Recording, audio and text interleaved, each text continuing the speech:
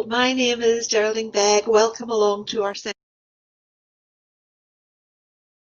session today, where we're going to be looking at the role of housing and technology in terms of the prevention agenda. So over the next hour, we're going to have a range of presentations, we're going to have a bit of a discussion, and then the floor is going to be yours to find out your views and ask questions of our panel. And what a super panel we have for you today.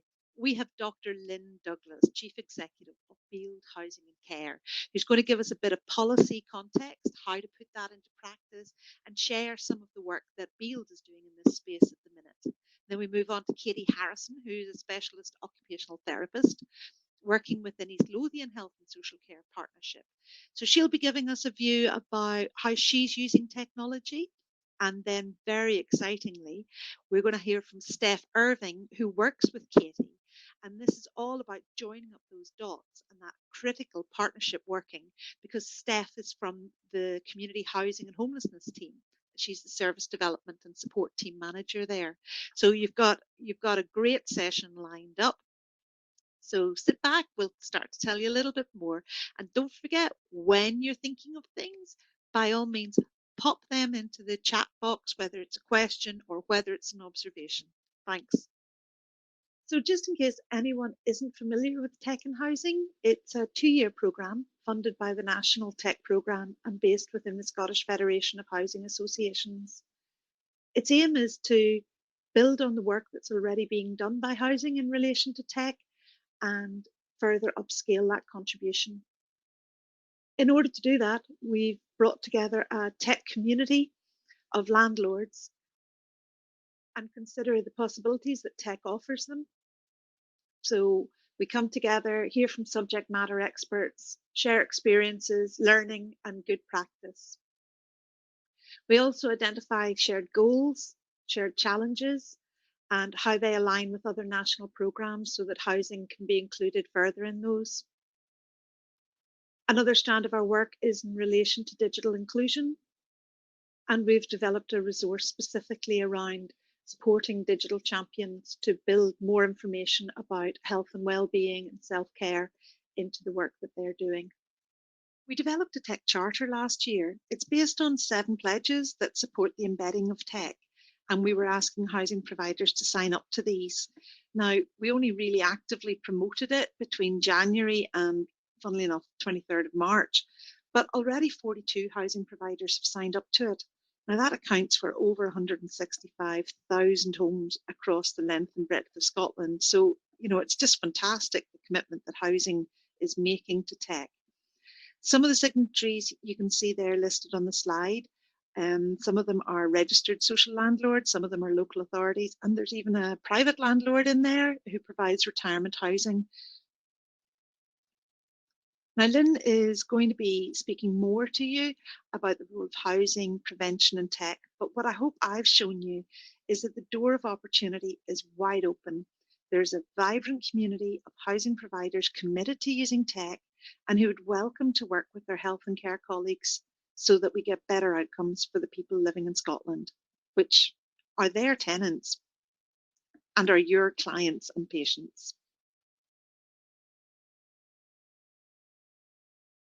So thank you very much for listening. To find out more information about tech and housing, take a wee look at our website. That's www.techhousing.co.uk. We also tweet, so our handle is on the screen as well there. It's at Housing Tech. But now let me hand you over to Lynne. Thank you very much, Geraldine. Hello, I'm delighted to be here to talk to you in the next few minutes about Bield's ambition and look at the context and putting policy into practice to promote the use of technology in helping older people stay well and living independently in their own home environment. So what's the context? Many of you may know that I worked in the NHS for the best part of my working life, and I came over to Bield Housing and Care in November 2019. And one of the things I was most excited about was looking at the transferability of how third sector organisations and housing specifically can play a significant contribution in the government's public service reform agenda. So within Scotland, the Public Bodies Act was published in 2014, and this is a legislative piece which joined health and social care together and formed the health and social care partnerships and the integrated joint boards. And this was done because in Scotland we have increasing population demand with a growing number of older people and a diminishing number of younger people in the workforce. And like everywhere else, even in 2014 until 2020, the country had a fiscal deficit, so we didn't necessarily have enough money for public services if we carried on doing more of the same. Now, obviously, with the COVID-19 pandemic, this has been significantly enhanced, and we'll have to look very seriously at how we have affordable public services moving forward. And there very much has been a focus in recent years on looking at how we develop a new focus in relation to people, place and prevention. And the publication of the Health and Social Care Delivery Plan and also Scotland's digital health and care strategy really drives a different approach to help to keep people living safe and well within their own houses and within their own communities. And all of this has been done from a contextual perspective to help us in the long term have sustainable public services. So why is housing core to health and well-being? Well, on the left here, I've put up a slide which just describes some of the common known social determinants of health, which have an impact on how people live their lives and how their health can be impacted upon by these component parts. And so where you live and where you work are really important in determining your outcomes in relation to health and well-being. And there's a significant amount being published on the social determinants of health here in Scotland, and the link for that is within this slide. But as you can see, housing is a significant part of the contribution to your health and well-being over your lifetime. And in a blog published in 2015 by Kevin Fenton, it's described that our home is not just where we live, but it should be a place of comfort, shelter, safety and warmth. And actually, it is the main setting for our health throughout our lives. And that's what makes me really excited about working within the housing sector, coming from a background from the NHS and promoting prevention and well-being for most of my working life. So this is a slide which I put up, and I apologise it's really quite busy, but this is a really interesting slide that was first published by New Zealand, and this is the Canterbury model, which lots of people talked about when health and social care integration happened within Scotland. And in New Zealand, in Canterbury, they were really forced to think differently about how they provided services as a result of the catastrophic earthquake they had, where they lost a significant number of their hospital beds, and they had to really rapidly think about how are we going to provide services differently and how are we going to spend our money in the most economic way. And they developed an integration of health and social care services which put the person and somebody's home and community right at the very centre. And wherever possible, the ambition within New Zealand has been to try and keep people in their communities and wrap the services and the care required and help them stay healthy in their own local community. So they only migrate to the external part of this infographic if they are seriously unwell or actually require secondary care intervention. But the vast majority of the focus in New Zealand has been around how they spend their money jointly between health and social care, because they called it the Canterbury pound. They can only spend that pound once, and if they choose to spend it in an acute environment, then they can't spend it in the local community and in the prevention agenda.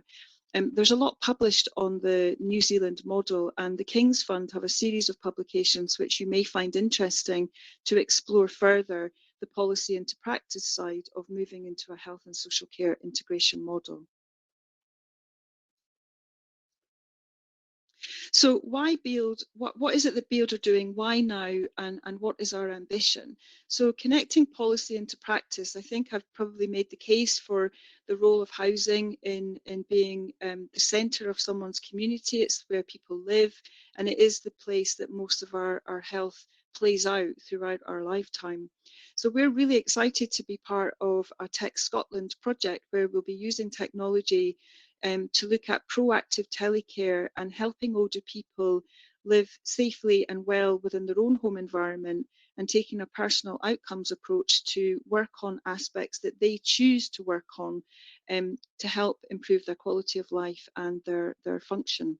So we have two cohorts, one our own tenants in Bield, and we're working in partnership with Lothian Health and Social Care Partnership to enable our own tenants to live independently and connect them with the local assets in the Health and Social Care Partnership. We're also working with Renfrewshire in cohort 2, where we're looking to explore the clients who call our alarm receiving centre, the people who call most frequently. We're looking to work in partnership with the Health and Social Care Partnership to see whether or not we can reduce the contact with our alarm receiving centre, but connect people and help them improve their outcomes to ensure that they are living more safely in their own home environment and not requiring an escalation to statutory services on such a frequent amount of time.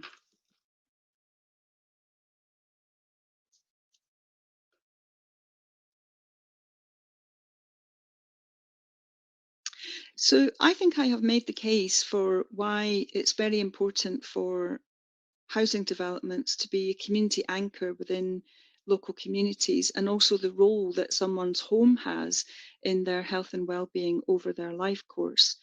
Bield signed up to SFHA's Tech Charter. We are very committed to the use of technology in helping our tenants and our customers live the best life they can within our own tenancies and within our own developments. And I think it's important that this is very customer focused. It's a personal outcomes approach. And by using technology in assisting people to live their best life, we will help to improve digital literacy, and we will be helping to connect our local health and social care partnership community workers with our community workers within our organisation here in Bield. So I think building strong partnerships from grassroots up will have a significant impact and benefit to our own tenants and customers. And also it will help at grassroots level to connect communities. This public health prevention triangle is really just something that we've incorporated into our Tech Scotland bid. And our cohort 1, we're really trying to promote a really brief intervention to help people with what they have prioritised as their greatest need. And we also want to work in partnership with another health and social care team to be able to really have an impact on people who are perhaps at a greater level of need and frequently calling the alarm receiving centre. But we strongly believe that using technology will help these older people live their best life within their own community. And from my perspective, it's helping us translate policy into practice and making these connections around the public service reform agenda. And we're very excited to see the outcome of these tests of change. So in summary, I strongly believe that 25 to 30% of how we age is actually genetically determined. But that means that 70 to 75% is actually social determinants of health, environmental, and the choices that we make in life. So this is the life curve, which some of you may be familiar with, and I'm not going to say too much about this, as I'm sure others are going to speak about it in more detail. But everybody loses function at a certain rate naturally as we get older. And you can be any age when you stop being able to cut your toenails, when you stop being able to go for a brisk walk or a hike. And actually what we need to pay attention to is when these functional declines begin, how do we intervene and promote rehabilitation, reablement, and people taking responsibility for improving their physical well-being so that they regain that skill and remain higher up on the life curve, so that they don't or they elongate and lengthen the time it takes to require statutory intervention, such as packages of care and social care support. And we're very interested in this in Bield, and we're interested in it for the reasons I've just described in my previous slide. In the long term, obviously, this is something that our design brief and inclusion of smart homes will take into consideration. In this Tech Scotland project, we are using tablets and smartphones in helping our tenants and our alarm receiving centre users. And we're really interested also in wearable technology and what can that tell you about someone's function, and how can we help in terms of the prevention agenda, working with our partners in other third sector organisations and health and social care partnerships in Scotland to keep our populations moving, keeping them fit and well, and really helping them to live longer life, healthier, and not requiring statutory services. And obviously in time, the use of artificial intelligence, data analyticals, these all become possibilities if we can move forward in the digital revolution and transformation that is currently happening across the world, and how these different functions and technologies are being used worldwide to achieve the same aims as we here are trying to do in Scotland. So I'm going to stop now and say thank you very much for listening, and look forward to taking questions at the end of this session. But I'm now going to hand you over to Katie. Thank you. Hi, thanks Geraldine and Lynne. So over to me now. I am Katie Harrison, Specialist Occupational Therapist here in a usually sunny East Lothian. I work as an occupational therapist aligned to East Lothian's tech team, and my new role involves leading on smart technology in East Lothian. Today I'm going to give you a whistle-stop tour about the development of Wellbeing Hub before handing you over to Steph. So it all started back in 2015 when changes in national drivers inspired us to make changes to our services for the people of East Lothian. Each service area had their own ideas, including enhanced telecare training for staff, which would enable staff to develop their skills and knowledge, and an early intervention clinic. Whilst all of this was being explored, Housing had identified a 3-bedroom ex-warden's ground floor flat within a sheltered housing complex, which was located in Tranent. The property had been used for a number of temporary housing solutions for tenants with complex needs over the years, but it was felt that this housing asset could be put to much better use. So Telecare were approached initially to see if they could utilise the property, but on seeing it, they realised that it was too large for their needs alone. So they then approached the occupational therapy team, who had been looking for a property for an early intervention clinic. We set up a steering group which involved partners from housing, telecare, smart tech, occupational therapy and physiotherapy, who all had an interest in working collaboratively and a shared vision to create a hub with the multiple uses for the different teams and services. We were keen to use the hub and the space as creatively as possible and to use it to its fullest potential. So, to cut a very long story short, we managed to develop the space and create 3 different clinics operating on different days within the shared space, along with running twice monthly tech awareness sessions. So all of these services now operate under the guise of Wellbeing Hub, which is the umbrella term we use.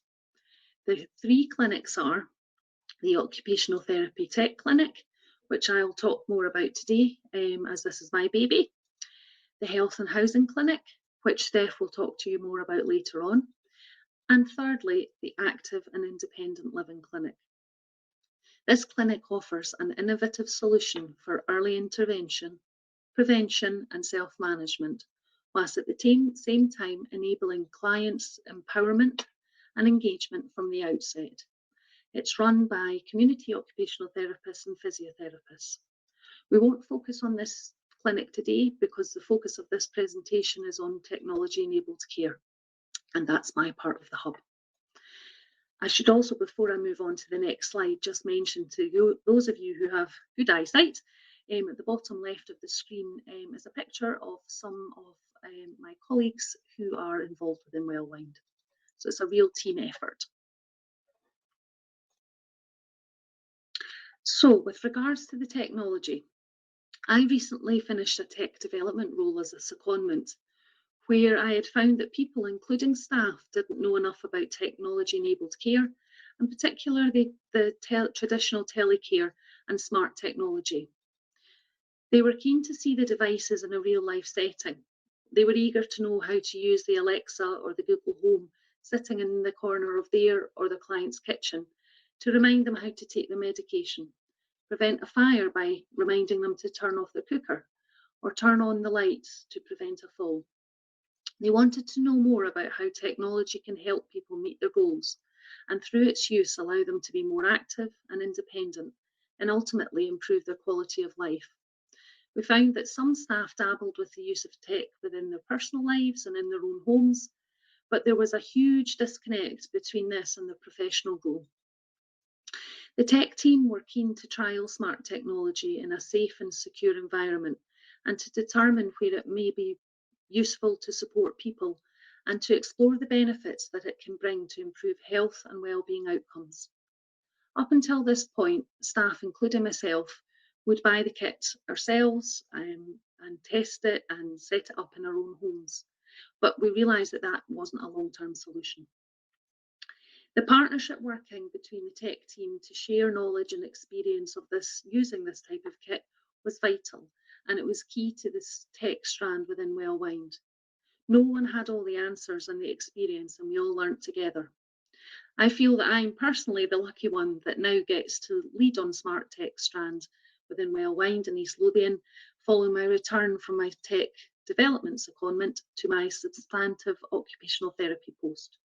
My role continues to be aligned with the tech team colleagues and who lead and deliver on the telecare strand, and this brings huge advantages.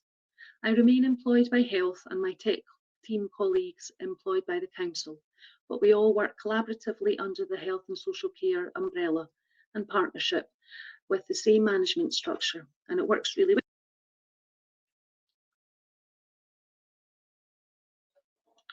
So coming back to Wellwind and smart tech, it was important that the information and advice that we shared was completely honest and impartial, with no sales pressure, and it should focus on using the devices to support function and be outcome focused, and that's the occupational therapist within me. We applied for grant funding from the Lothian Health Foundation to allow us to purchase smart tech and non-core OT equipment, and we were absolutely delighted to be successful with the application. All other costs, including the setup and ongoing costs, were met by the partnership. What makes the difference now is how we enable and support people to utilise tech to its fullest potential, whilst continuing to grow and expand our own knowledge. And we do this through sharing positive stories, case studies, and how we use the devices creatively. We can now do this within Wellwind Hub as a safe, secure space. We now also offer individual outcome focused sessions with myself as an occupational therapist, and we call this the Tech Clinic. The main focus is on keeping safe, keeping connected, and participation in meaningful activity. It's always about matching the person to the technology rather than the other way around. It's essential to take in the person's functional, cognitive, sensory, and physical abilities into account. And it was vital that we took this approach to interventions, as opposed to having it, say, set up like a John Lewis showroom. As well as having dedicated occupational therapy tech clinic to support people to meet their outcomes, pre-COVID, we offered twice monthly tech awareness session training. These were 3-hour sessions delivered by myself and the telecare team, and these were offered to all frontline health and social care partnership staff, along with all housing staff, with the aim being to help people develop their knowledge, skills, understanding required to embed technology-enabled care into their practice and to build their confidence. So I'm now going to hand you over to Steph, who will talk to you more about our joint working. Thank you, Katie. Hi everyone, I'm Steph Irvine and I'm a manager with East Lothian Council's Community Housing and Homelessness Service. The property at Wellbeing is fully wheelchair accessible, including adapted bathrooms, closet toilet and height adjustable kitchen worktops. The property is decorated in dementia-friendly colours and has a full range of telecare and smart tech and adaptive equipment available for use during assessment and for demonstration. The property is fully Wi-Fi enabled, which is critical for the smart tech strand. The running costs of the property are shared equally between housing and social work. Housing played a vital role in getting this property fit for purpose before the clinic started in November 2018. I attended the initial meeting and it became clear that health and social care were faced with a number of barriers, such as the installation of Wi-Fi, procurement issues, IT constraints, including the setting up of the devices, etc. We also had to try and source furniture in order to give the property a homely feel, as we wanted it to be as close to a natural home setting as possible. Even silly things like putting the TV on the wall caused us difficulty.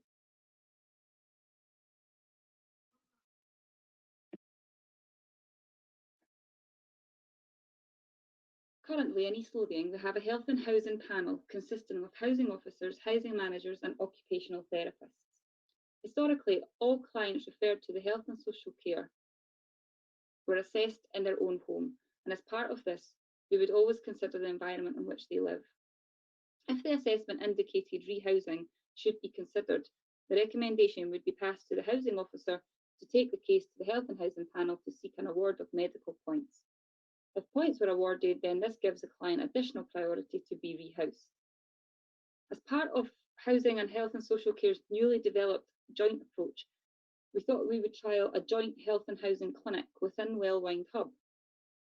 At this clinic, we carry out a full occupational therapy assessment and housing options interview, where we discuss all the options available to the client, including the wide range of technology within the hub that is already set up for demonstration. As all the services are in the one place, this makes the customer experience much more inclusive and quicker, as they are only attending one appointment and are seeing all the relevant people at the same time. At these clinics, the staff are able to use their own experiences of technology to further the customer experience and bring their own experiences of perhaps family members or other clients or customers that they may have had that they're able to relate to. This is a much more streamlined approach for the client and has substantially reduced waiting times. The health and housing clinics have not only improved the client outcomes, but have also provided vital opportunities to share skills and knowledge between housing, occupational therapy, and tech services.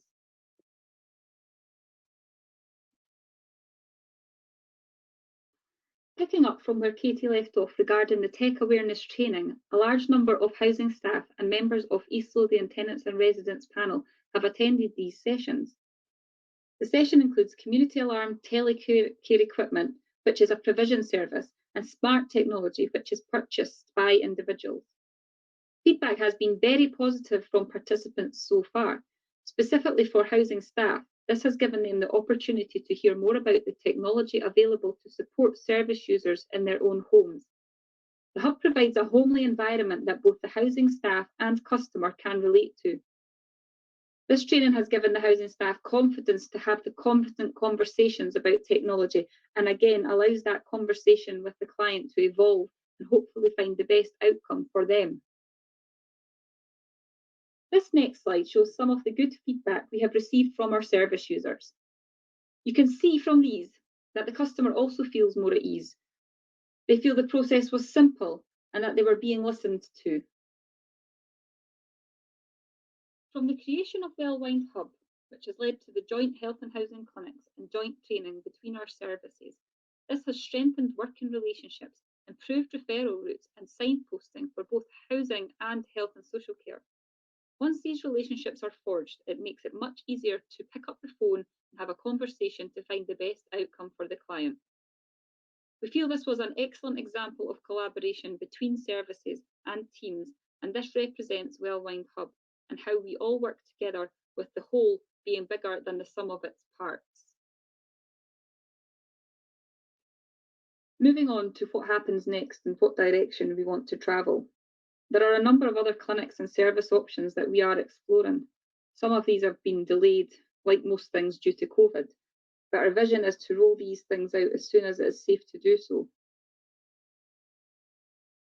East Lothian Council are in the process of procuring a new digital housing management system, which will hold detailed information about our assets and what adaptations, key features each property has, as well as hold detailed information about the client, their needs now and potentially in the future, so that if they are offered a property, that we can be sure that this will meet their long-term needs and better inform our strategic planning of new developments. There's also the switch from analogue to digital phone lines, which will have an impact on our amenity and sheltered stock, as these have fixed community alarms linked to the analogue phone line. This presents us with an opportunity to explore doing things differently by using tech as an early intervention and enabler. In short, this is the beginning of something bigger, and I believe in the fundamental importance of using technology to improve our tenants' lives. Thank you.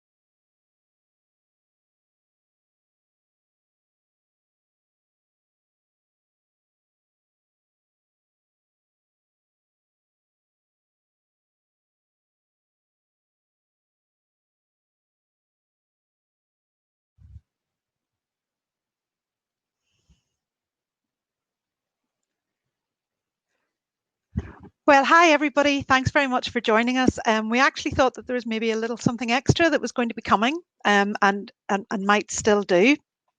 But I think you'll agree that those were three really interesting presentations. So can I just introduce you to everybody? So up in our top camera we have Katie. Give us a wave, Katie. Hello. And we've got Steph down at the bottom here, and we have Lynne. Lynne, can I come back to you first of all? You had been talking about the Canterbury model, and I'm just wondering how far along that road do you think that Scotland has got?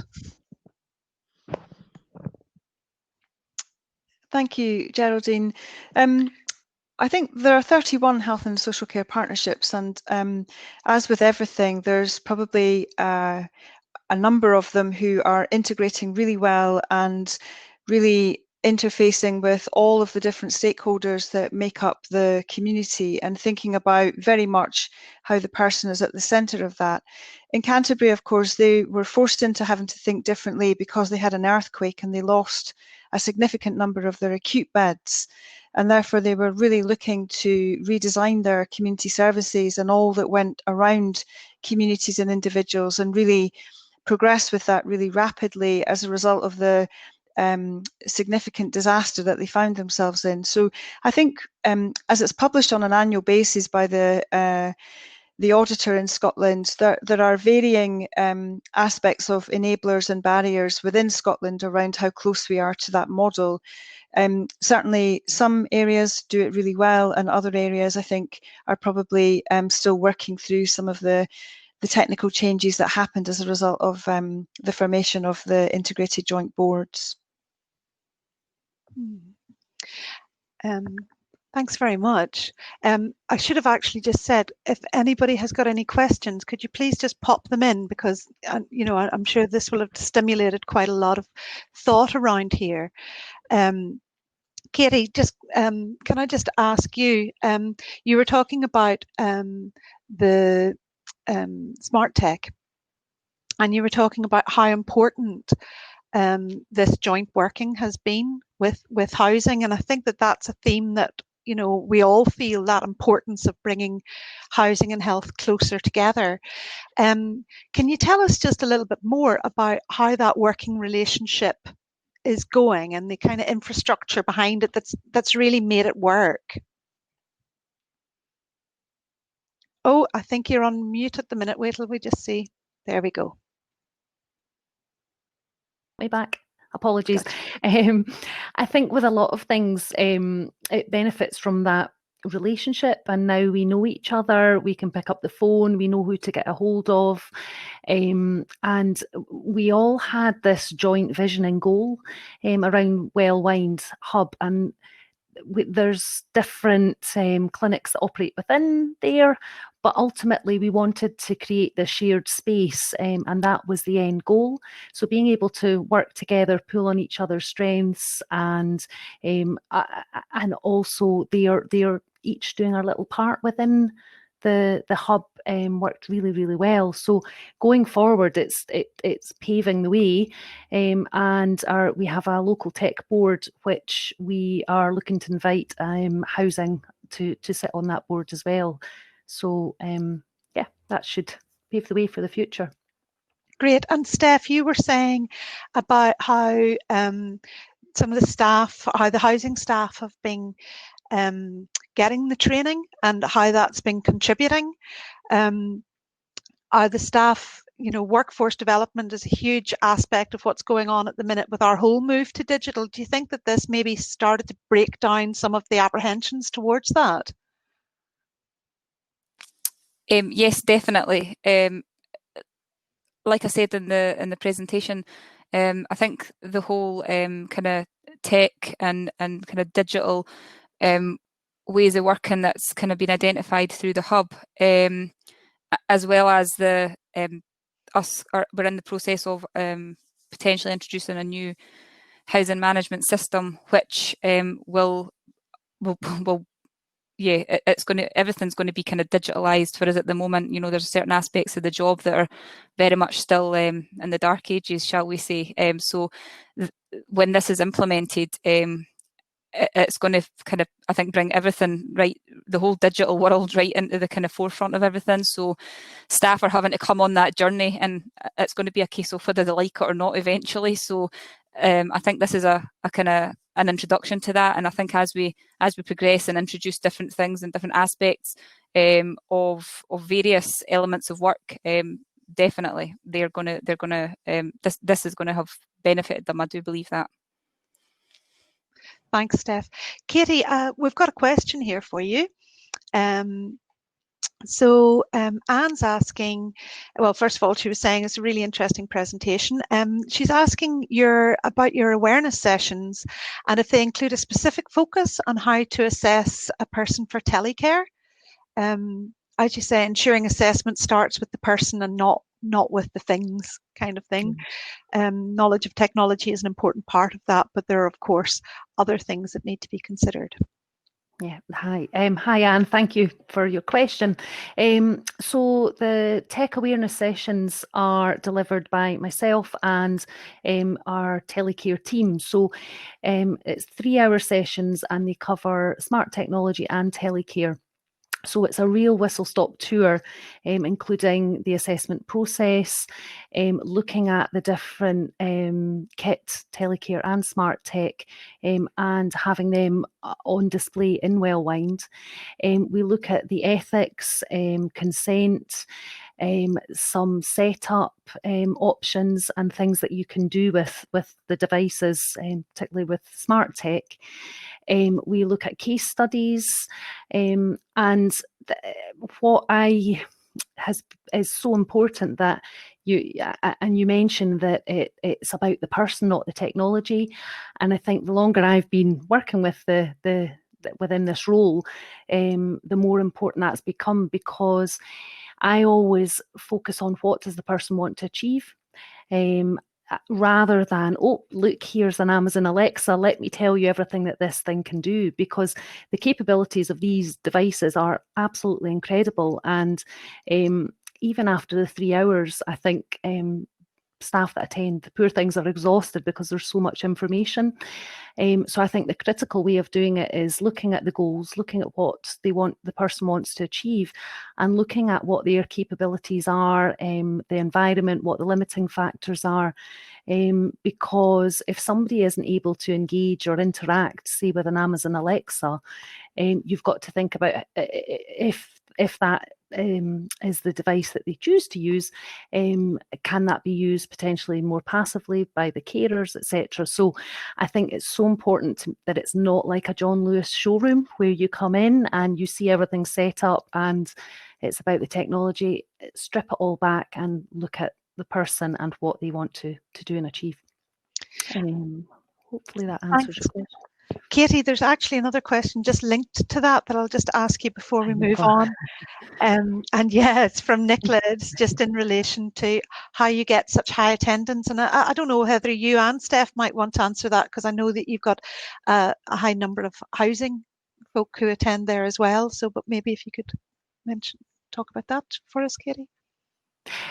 So from an attendance point of view, we put out the aims and objectives out to the whole of the Health and Social Care Partnership and housing, and invited people to book onto sessions. They did get booked up really quickly, but we've just kept it as a rolling programme. And people, I think, are genuinely interested in what they can do with these relatively cheap devices that a lot of us have already in our own homes. And when we start the sessions, people will indicate what type of devices they have themselves and why they purchased them. And a lot, it's normally because they were on Black Friday sale and they bought them for music. And when they leave, you can see the difference in their thought processes and their creativity, and the questions that come at the end around, oh my gosh, I wonder if I can use this device to help somebody do that.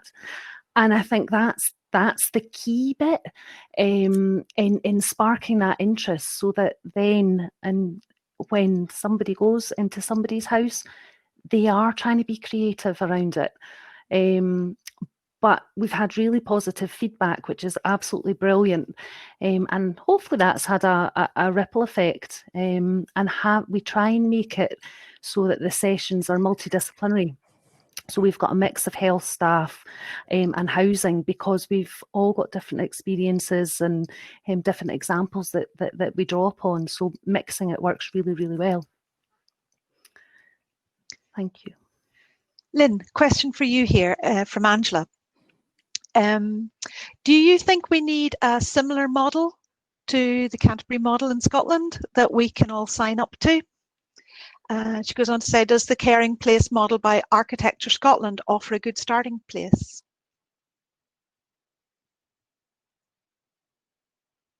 Just a second, we can't hear you. To not being on mute. I think the intention in terms of bringing health and social care integration together in the Public Bodies Act in 2014 was really in parallel, very similar to the 10 key principles that are in the Architecture Scotland document around trying very much to focus on the person and the place, thinking about prevention, thinking about how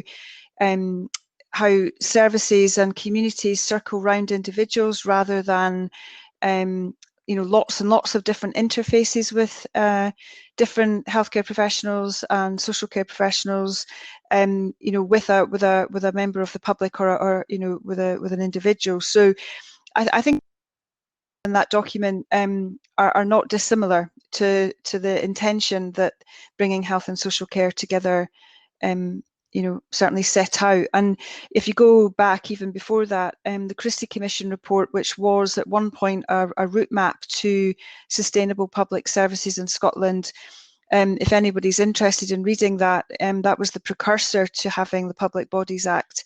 It's an incredibly insightful document, and I think there's lots of things that have happened in the past 5 or 6 years that the root and the core of that can be found very much in the Christie Commission report. So I think we are trying to have a model like that. I think the Canterbury model, as I said, has been accelerated because of the circumstances they found themselves in. But that sort of intention of really trying to focus on people in place and keeping people as healthy and independent for as long as possible with a prevention agenda is something that I know many of the health and social care partnerships and IJBs have in their strategic plans. So I think a basic answer would be yes, but I do think there's quite a lot more that we could do, and housing obviously has a significant contribution to that. Lynne, can I just ask, we were hearing about the partnership working that's happening in East Lothian, and Steph's from the local authority, not from an RSL. Just wondering, you know, especially in light of your background and everything, how are RSLs finding that partnership working, and you know, for the prevention, so that, because we've got the Health and Social Care Act, but you know, housing isn't integrated, and although we've got the housing contribution statements, which vary in different places, but how is it from an RSL's point of view? Well, I suppose this has probably been one of the most interesting observations for me, having just moved over from working in NHS and obviously been involved in health and social care partnerships into an RSL. And I would say that what surprised me was there is so much that RSLs and housing associations can actually do that would really assist in what the health and social care partnerships are trying to achieve. And I found in the past 12 months that in terms of that word partnership, it's interesting because I think historically, and I'm not suggesting this is the case everywhere, but perhaps historically there's been a sort of purchaser-provider type of relationship. And actually, there's opportunities to work more as equal partners, as strategic partners, and actually being able to, you know, after all, improve the outcomes for the people that live in that area. So I'm very struck by the fact that, you know, I moved from health to Bield in November last year, and when working in the health and working in NHS, you know, the sort of age-old issues of people not being able to go home because they were waiting on adaptations, they were waiting on social care packages and all that goes with that. And then I move into the RSL and I find that we've got lots of accommodation that's already adapted, or there's lots of accommodation that actually we could easily take somebody who needed to have a step up in the assistance that they required, but actually trying to navigate that and get round some of the red tape, I suppose, that exists is actually quite tricky. And that's from somebody that I come from a background of being able to understand that world. So I think there's a huge amount of opportunity to work more in partnership and have housing much more represented in terms of the discussion and the strategic planning that needs to take place for the different populations that we obviously serve also, because our tenants are health and social care partnership patients and clients, you know, so we really are, you know, it's really quite important that we work collaboratively and we work together. And Esther's just saying yes, that would very much reflect her experience. And I'm sure that quite a lot of the people on the call here are from health and social care partnerships as well. So that's why we called it the door of opportunity. If you'd like to look at opportunities where we can do that work together, please do not hesitate to get in touch. Something else I'd like to come back to that was just mentioned, Lynne, that you mentioned in your presentation, and that I know work has been done, girls over in East Lothian on, is around the life curve. Now that's a prime example of prevention and where potentially, you know, housing can help and have a role. Would you maybe share a little bit more around that and what your thinking is around housing's role? Well, I suppose, I mean, obviously, I'm sure Katie and Steph are doing this every day. They may wish to contribute to this, but I guess the life curve comes from a very strong academic base. It's validated. It comes from the School of Aging in University of Newcastle, and all the work that goes on there around how we get older or what we do when we get.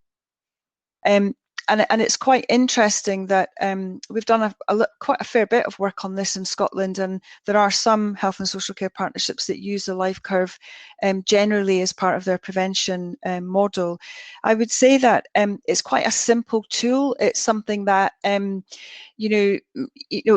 just as a public health measure, it's something that I think is very easy for people to understand and to translate possible level, in terms of anyone can download the app, anyone can do an assessment on where they are on the life curve, obviously to try and move yourself up a level so that you regain some of your function. Then obviously that's getting into the realms of having to speak to people on how you would achieve that. But I think as a general awareness, is a really useful tool to get a sense of where people are in terms of their functional decline.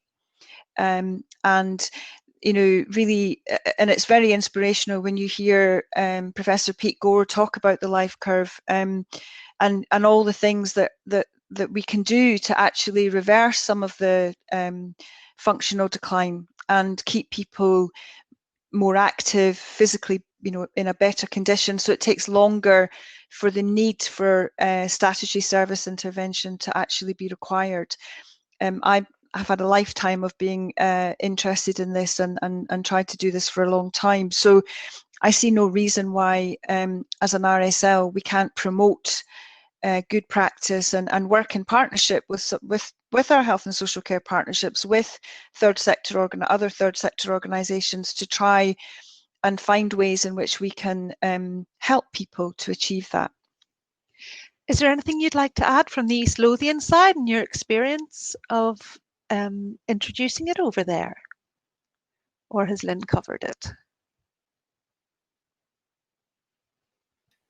I think Lynne's probably covered it. I suppose the only other thing that I would like to add is, so again, quite a large number of our housing staff have also kind of had some of the life curve, like an overview sort of training session as well. So they are fully aware of it, and obviously will signpost tenants if they feel the need.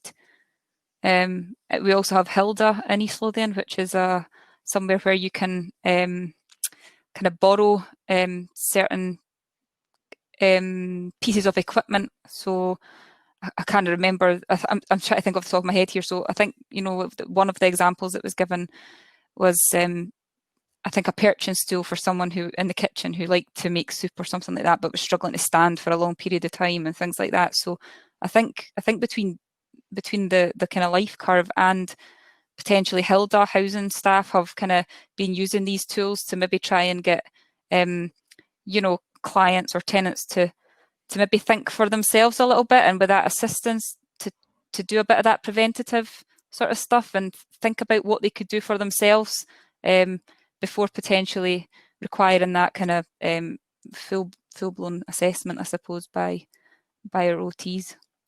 Katie's nodding away. Yeah, and I think if it's almost the joint self-management, and if we're all promoting and talking the same language as well, it just ripples right the way through services and everybody that you're coming into contact with.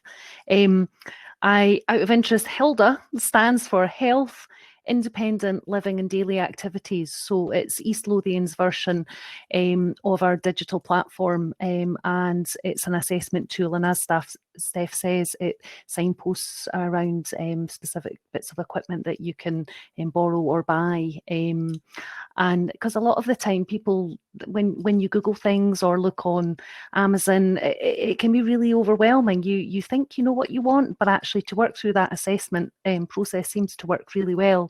So in East Lothian, over the next few months, there's going to be a real push around the Life Curve and our digital platform and the Life Curve app, and promoting and driving that forward, because we've really recognised the benefits with that.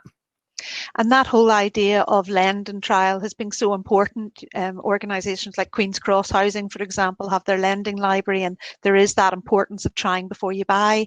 I suppose there's a whole range of other ways that housing can also feed into the prevention agenda, and certainly I've been exploring a little bit more recently about the environmental sensors. So sensors that will very much support health and well-being amongst tenants, but will also maybe are also seen as smart asset management tools around heat and humidity, so that we can start to identify trends. And it could be used to maintain the asset, but potentially has a big role if we look at it through the lens of health and well-being first. Lynne, have you had any experience around this yet, or is that something that you're exploring in amongst all the other proactive work that you're doing? Oh, Lynne, we've that mute button, Lynne. It's something that we're exploring. I don't have any direct experience of that within my current role, but I'm very aware of some really innovative, smart housing, full of technology that is around. There's some great things happening, and both in Europe and here in Scotland actually, where these things seem to be being rolled out and tried in different areas. So it's definitely something for the design brief of the future for us, and certainly something that we're really interested in, because it's, I suppose technology is advancing really rapidly, and with that advance, technology in itself is not the thing that makes the difference. It's how you then use it, link it, and enable people to live their lives differently. So I think that trying to take that holistic approach to it, and also be thinking about, what do the people of the future, what will they want in their houses? So I think that's all very important in terms of taking these technologies forward.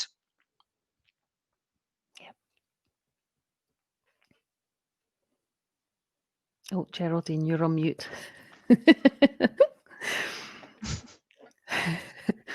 Well, it was about time for me to